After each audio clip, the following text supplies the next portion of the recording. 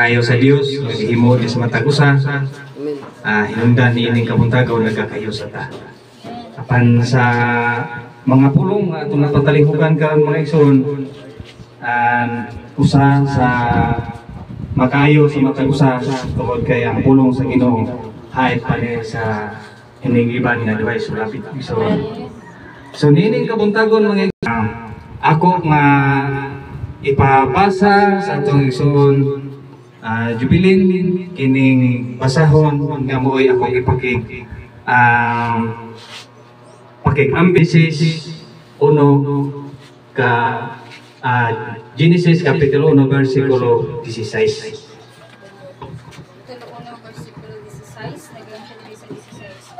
Busa gibuhat sa Dios ang duha ka dagkong iwag, ang adlaw nga maoy maghatag og kahayag sa panahon sa adlaw ug ang bulan sa panahon sa gabi. Gibuhat usab niya ang mga bituon sa 17. Gipahimutang sa Dios ang mga iwag diha sa langit aron magdan-ag sa kalibutan 18. Ug maghatag og kahayag sa adlaw ug sa gabi ug maglain sa kahayag gikan sa kangitngit. Nakita sa Dios nga maayo ang iyang gibuhat.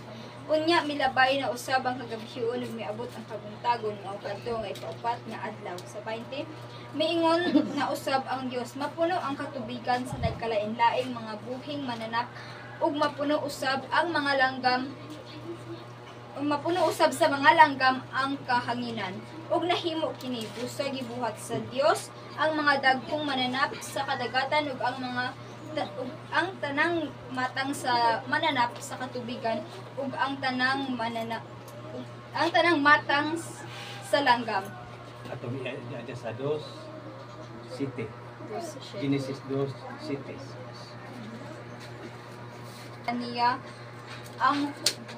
Buhi pa niya ang buho sa ilong sa tawo sa gininhawa nga naghatag og kinabuhi ug ang tawo nakabaton og kinabuhi.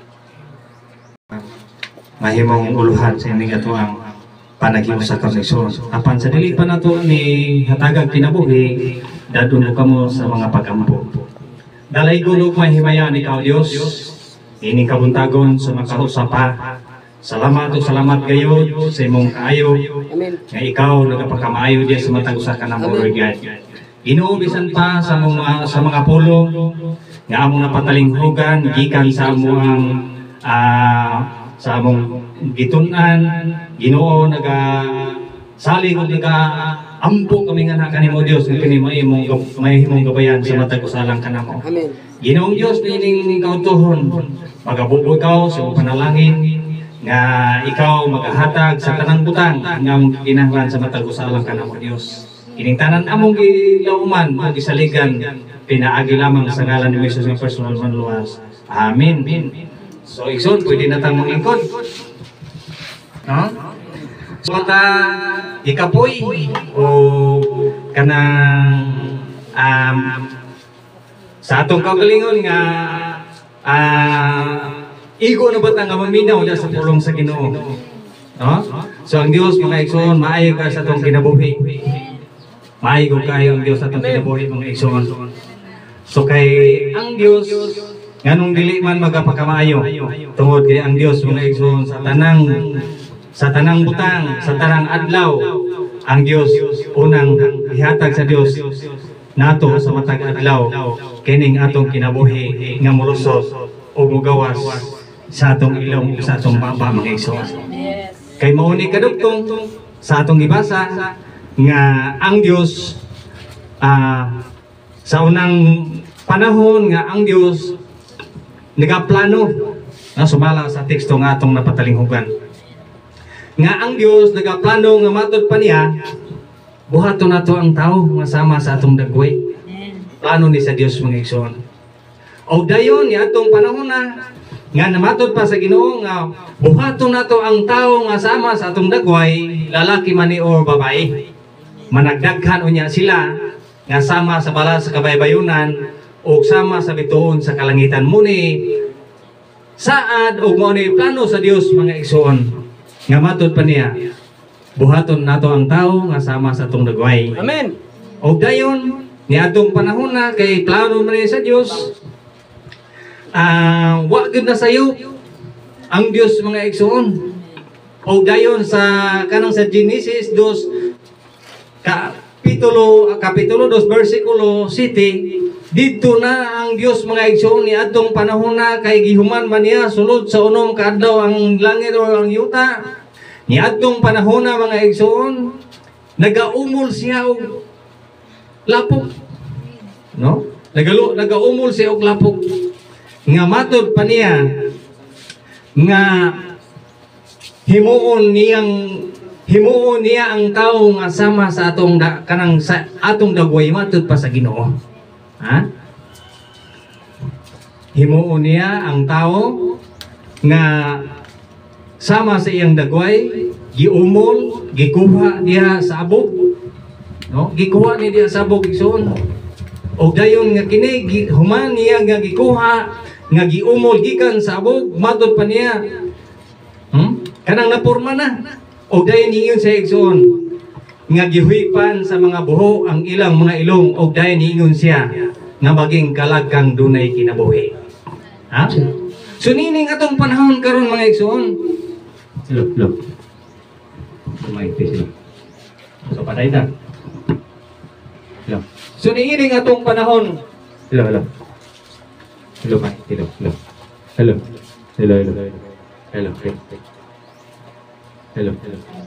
Okay. Hello, Mike. So patay ta igsoon. Niining atong panahon karon mga igsoon sa pag-ingon sa Ginoo nga buhaton nato ang tao nga sama sa atong dagway ug wa gyud ni na hitabo nga wala gihimo sa Dios mga igsoon tungod sa iyang kamaayo. O sa diha nga giumol na niya kining abo nga gihipon ang tao o dayon siya gihuy pa niya ang mga abo sa ilong ug ingon siya nga maging kalagang dunay kinabuhi.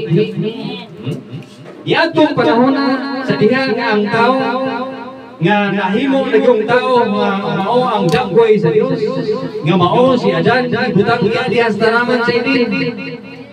O dayon niya ng panahon na ihatagan niya katungod, ihatagan niya o authorize pagpadlong, pagbunyag kung unsay ihingalan sa mga mananap sa tanan nga naa diha sa tanaman sa Eden.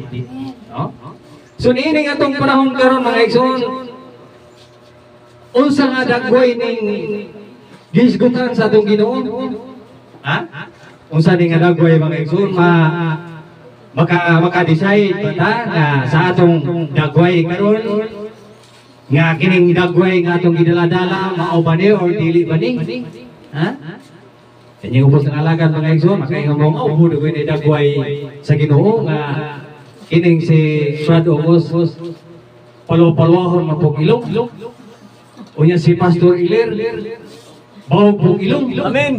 Hallelujah.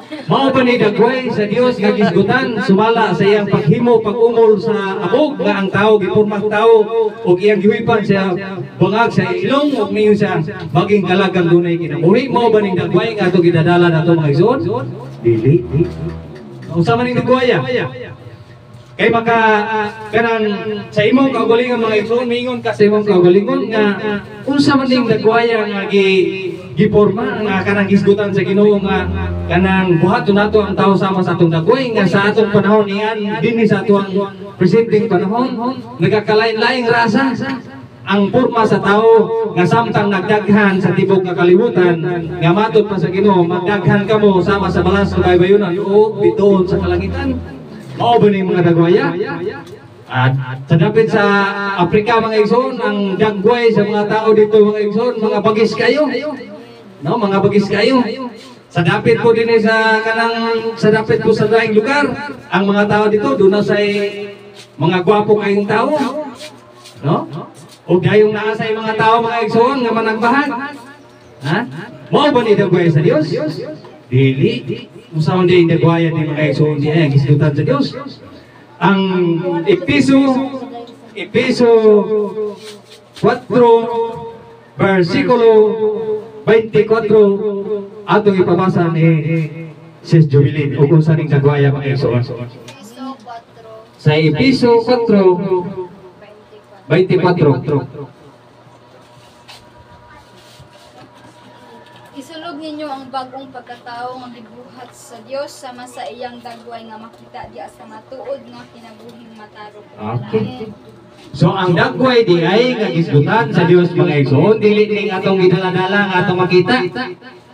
Dili din ning mga kining dagwaya mga igsoon nga atong gidala-dala sa kada adlaw nga gisgutan matud pa sa atong teksto mga igsoon.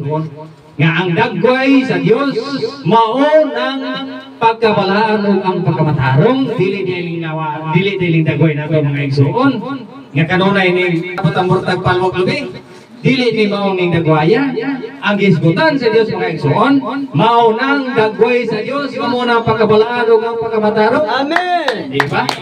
So dalay gud kayo ang Dios mga igsoon nga nagapakamayo kanato sa diha nga ikaw gihuypan sa imong ilong nga gikan sa Dios duna kanay relasyon sa atong buhi nga Dios mga igsoon duna kanay katungod nga manag-iya iyan ang butang iyan ang isa niya nga mao nang balay nga puloy-anan nato ngadto sa kingharian sa Dios mga igsoon. Ha?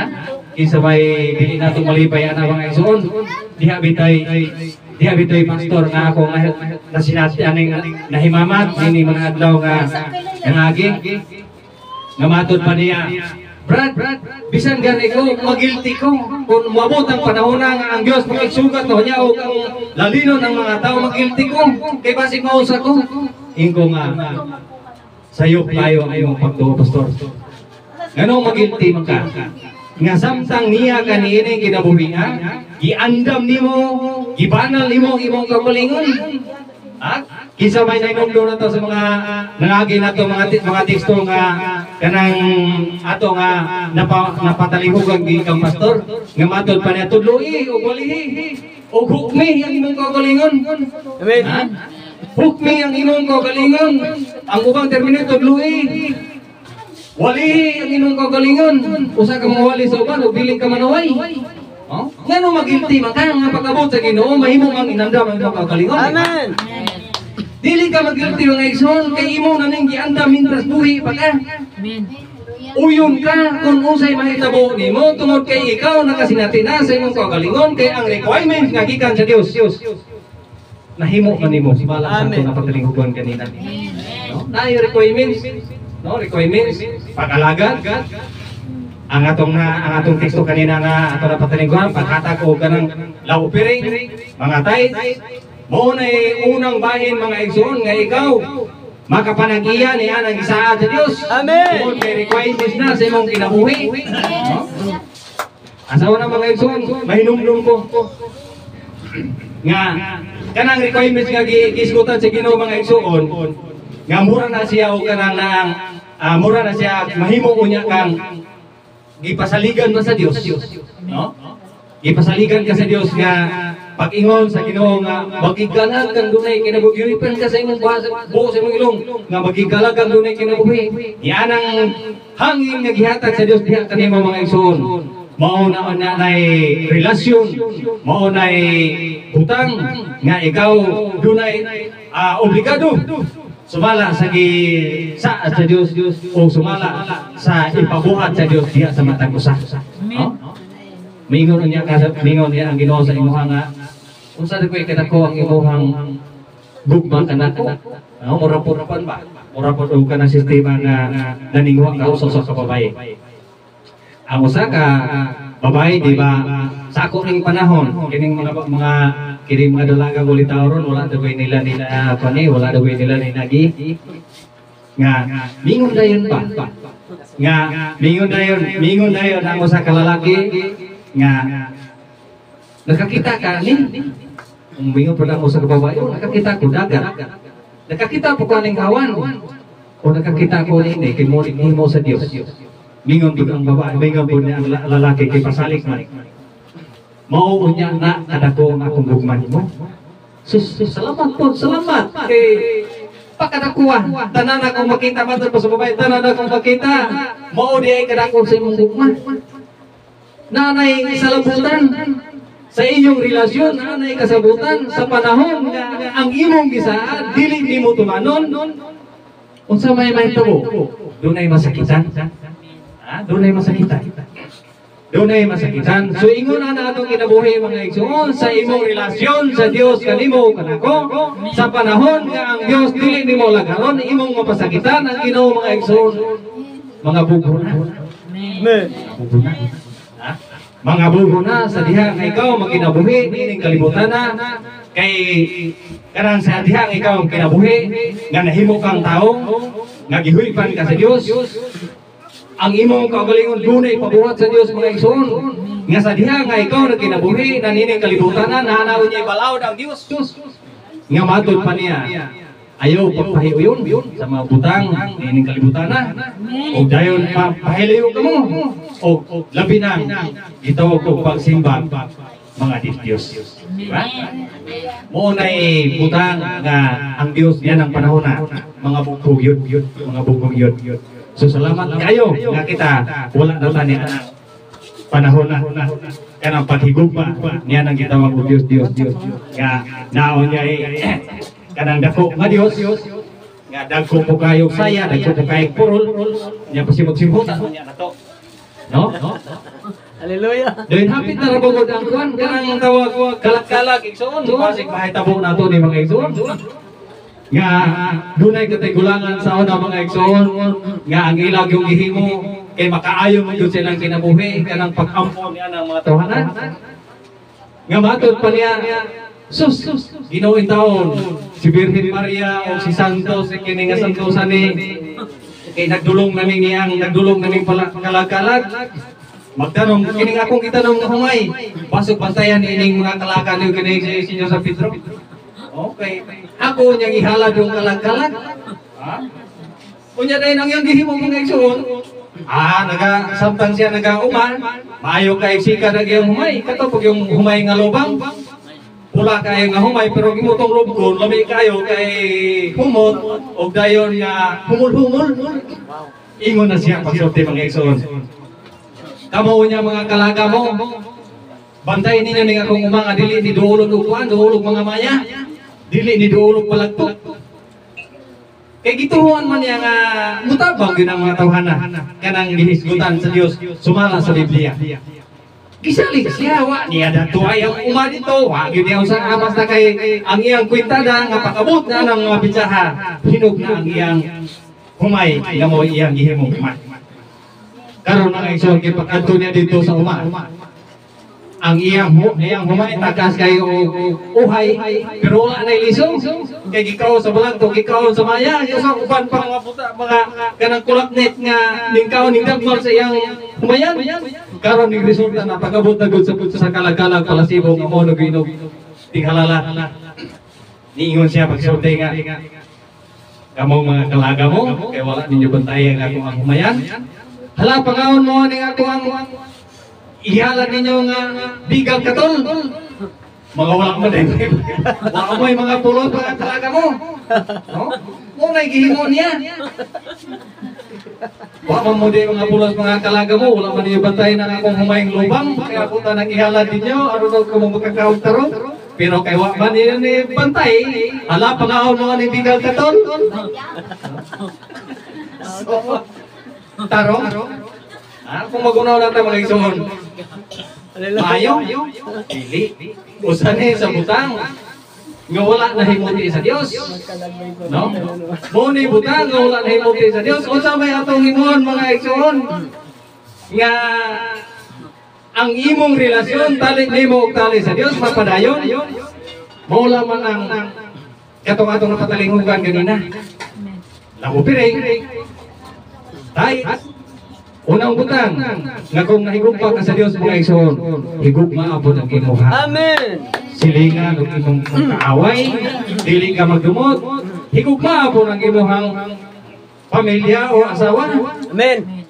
Kay kung nahigugma ka sa Dios. Ngay tag tubig be. Sumbarag. Wala daw, tatata. Kung mahigugma ko'y butang, nga dili ka mahigugma sa imong pamilya. Tungod kay mao ni requirements nga gihatag nga requirements sa Dios nga matud pa sa Ginoo higugma ang imuhang kaaway. Oh? Kaaway mga igsoon ug dayon mga labi na ng imuhang silingan.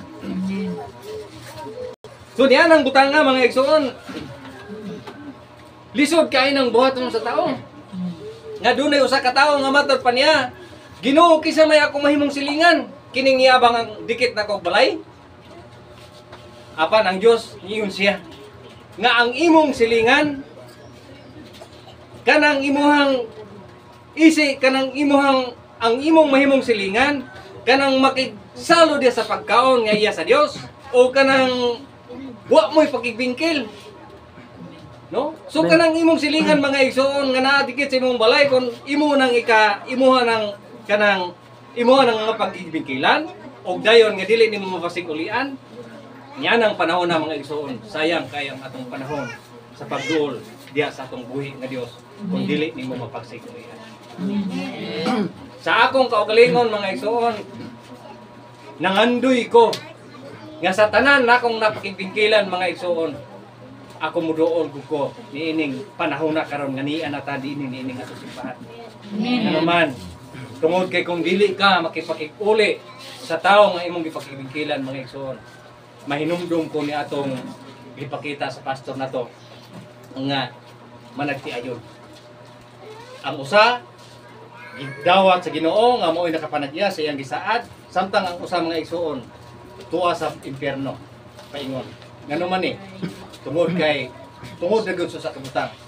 Maunang butang nga wala makapasaylo sa nakasala kaniya. Amen. Kung wala po siya mudawat nga siya nakasala sa tao nga iyahang gipakigbingkilan. Muna nga sa atong presenteng panahon karon mga igsoon, manghinaot ko nga kining butang, kining nga mga punto nga gitudlo usab sa atong pastor sa matag usa kanato ato ning mahimo mintras nga ang Dios wala pa mobalik dinhi ni atong presenteng panahon. Amen. Tungod kini nga itong presenting panahon ka mga igsoon, daghan na kaayo nga kanang timailhan sa Davao mga igsoon, mga tao dito nakadiyos-diyos na. Ang mga tao bisan pati mga Kristohanon makasinggit na og Ginoo, Lord, hallelujah. Ana, kay naa pa may mga pamilya tungod ni atong linog. Tungod ni atong linog.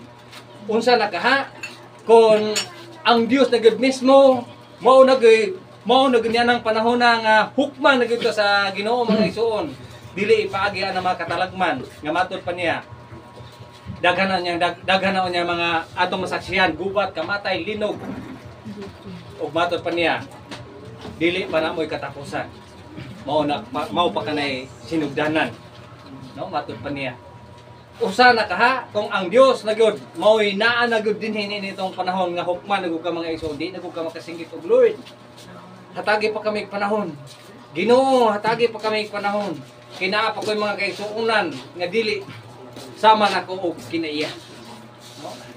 Ang mga tao sa Davao mga igsoon nagasinggit nagalitok to taman sa ilang malitok tungod sa mga trahedya nga ilang naaguman dito nga dapit bisan pa dinhi sa tong dapit naapotay linog nga nahiaguman pero dili gud tanto dili sama sa ilang lugar nga halos uyugon ang tibok balay o building mga igsoon. So diining atong panahon karon mingon ko mga igsoon maningkamot ta mangimbasok ta nga sa dili pa mobalik ang Ginoo inandam atong pagalingan mga igsoon nga kanunay ta nga matudloan ang atong pastor mga igsoon wala nagakulang nagatudlo sa matag usa nato nga kita makasubay sa tinud-anay dalan nga mooy kadaugan sa atong kinabuhi. Amen. Dili ta makasubay ni anang dalan nga mooy kapildihan sa atong kalagison. So niining kamutuhon kining mubo nga mensahe nga pagpakigiusa nga kita matin-awan or magkinabuhi sa butang nga mooy pabuhat sa Dios kanato mga igsoon atong ning matipigan sa atong pagpamauli hangtod sa pagbalik sa atong Ginoo. Yes. Amen. Kining tanan mga igsoon ani na lang taman og ni kong amen ug atong ibalik sa atong pastor. Amen. Amen.